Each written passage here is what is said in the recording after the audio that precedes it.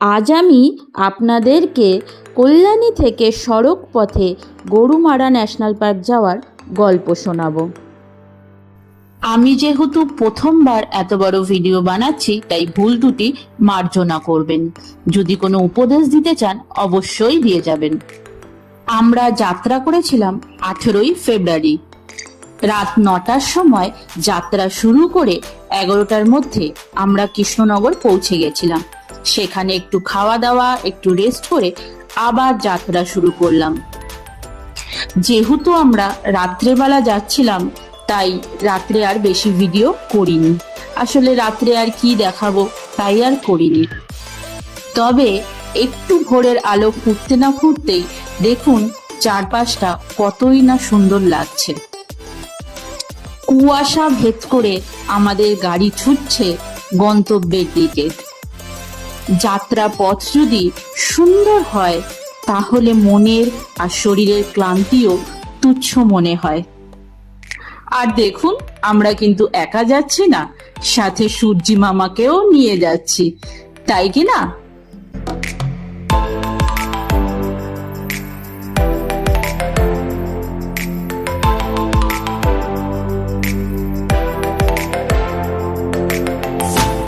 দেখুন তো কত সুন্দর দৃশ্য।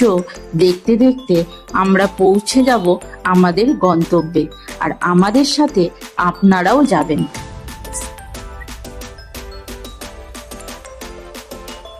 আমাদের যাত্রাপথে পড়েছিল এমন সুন্দর একটা ব্রিজ, যেখান থেকে খুব সুন্দর নদীর দৃশ্য দেখা যাচ্ছিল। সেখানে দাঁড়িয়ে একটু ছবি ভিডিও তুলে নিলাম। এখন বাজে 9টা 19। আমরা এই সকাল সকাল পৌঁছে গেছি আমাদের রিসর্টে। রিসর্টের বাইরে এত সুন্দর চা বাগান দেখে আগে ছুটলাম ছবি ভিডিও তুলতে। এটা হলো আমাদের রিসর্ট, সোনারগাঁও ইন। রিসর্ট বুক করার আগে আমরা তো এখানকার কিছু ছবি দেখেছি, কিন্তু সেটা ফোনে, আর এখন সামনাসামনি দেখছি। সত্যি যেমন দেখেছি তেমনই সুন্দর। আপনাদের কেমন লাগলো রিসর্টটা জানাতে ভুলবেন না। রিসর্টের ছবি আর ভিডিওগুলো একই সময় তুলতে পারিনি। দুদিন ধরে যে ছবি আর ভিডিওগুলো তুলেছি, সেগুলোকেই একসাথে করে আপনাদের সামনে তুলে ধরলাম। চলুন এবার রুমের একটু ভিউ দেখাই। এই রইল আমাদের রুম। রুমটা সত্যি পরিষ্কার পরিচ্ছন্ন। টিভি রয়েছে, এরকম একটা আলমিরা রয়েছে, বেড, সোফা এবং একটা সুন্দর বড় আয়না রয়েছে, যেটা রেডি হতে খুব কাজে লাগবে। ব্যাস, এবার চলুন বাইরেটা। এরকম একটা বারান্দা দিয়ে এরকম সুন্দর প্রকৃতিকে উপভোগ করতে পারবেন। সকালের জল খাবারের ছবি না তুলতে পারলেও দুপুরের খাবারের ছবি আমি কিন্তু তুলতে ভুলিনি।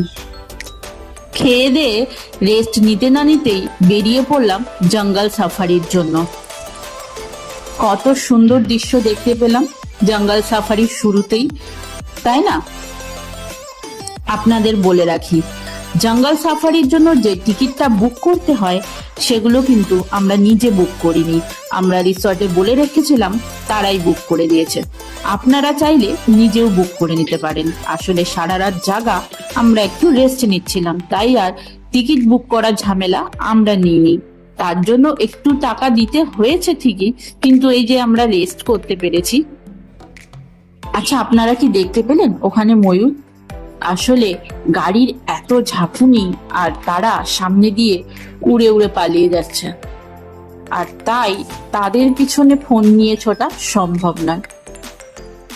যেটা চোখে দেখছি সেটা কিছুতেই ফোনে তুলতে পারছি না।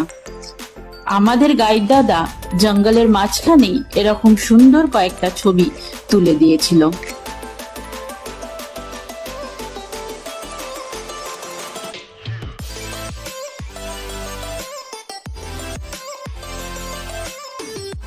জঙ্গলের ভেতরে যেহেতু এরকম কাঁচা রাস্তা, তাই গাড়ির ঝাঁকুনিটাও খুব বেশি।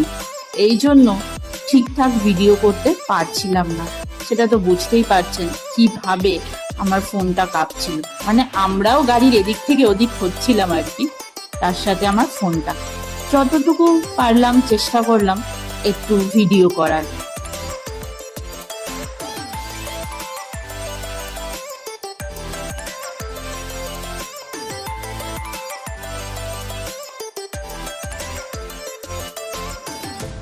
মাঝে মাঝেই কানে পাখির ডাক ভেসে আসছিল, কিন্তু তাদেরকে দেখা যাচ্ছিল না।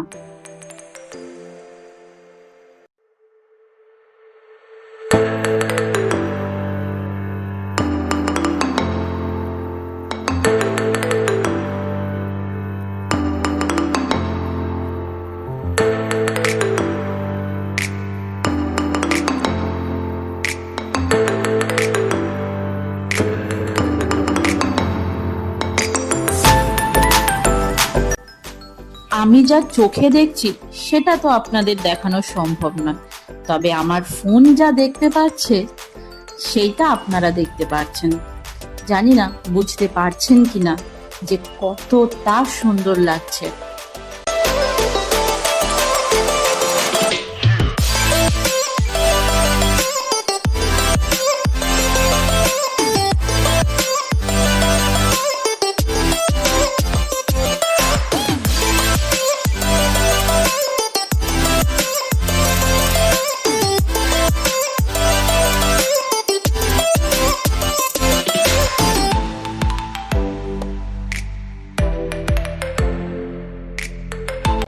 দেখুন কি অপরূপ দৃশ্য, গাছের ফাঁক দিয়ে সূর্যের কিরণ এসে পড়ছে আমাদের চোখে মুখে। সত্যি খুব খুব সুন্দর লাগছিল সামনে থেকে এমন দৃশ্য দেখতে।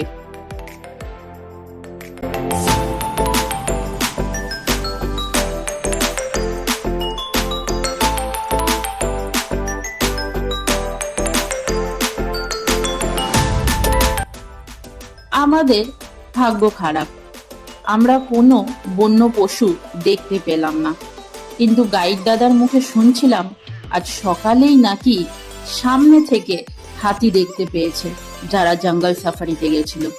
কিন্তু কি করব, গাইড দাদা অনেক চেষ্টা করছিল, কিন্তু আমাদের ব্যাড লাক। দেখুন তো ময়ূরটাকে দেখতে পাচ্ছেন কিনা। এখন আমরা পৌঁছে গেছি Neora valley national park. Watch tower থেকে কি দেখা যাচ্ছে এখানে আমরা কিছু ফটো তুলে নিয়েছিলাম। কি বন্ধুরা দেখতে পেলে ময়ূরের নাচ? আমাদের সাফারিতে এটা ছিল শ্রেষ্ঠ পাওনা। এত কাছ থেকে ময়ূরের নাচ ভাবতেও পারিনি যে কোনোদিনও এভাবে এত কাছ থেকে দেখতে পারবো।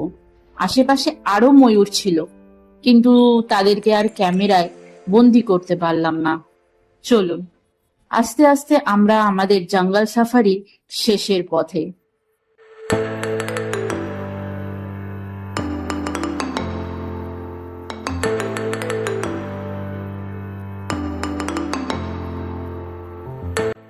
অবশেষে জঙ্গলকে বিদায় জানিয়ে আমরা চলছি আমাদের রিসর্টের দিকে।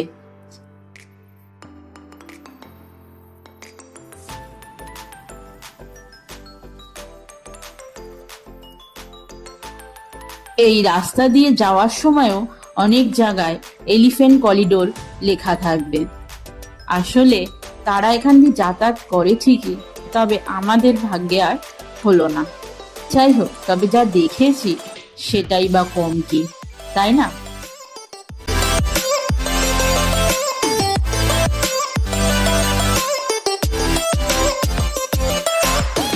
দুদিকে উঁচু উঁচু গাছ, সবুজে মোড়া, আর মাঝখান দিয়ে কালো পিচের রাস্তা। উফ, কি যে অসাধারণ লাগছে বলে বোঝাতে পারবো না। আমরাও এখানে ছবি তুলতে বা ভিডিও করতে একটুকু ছাড়িনি, কিন্তু অনেক ভিডিও করেছি।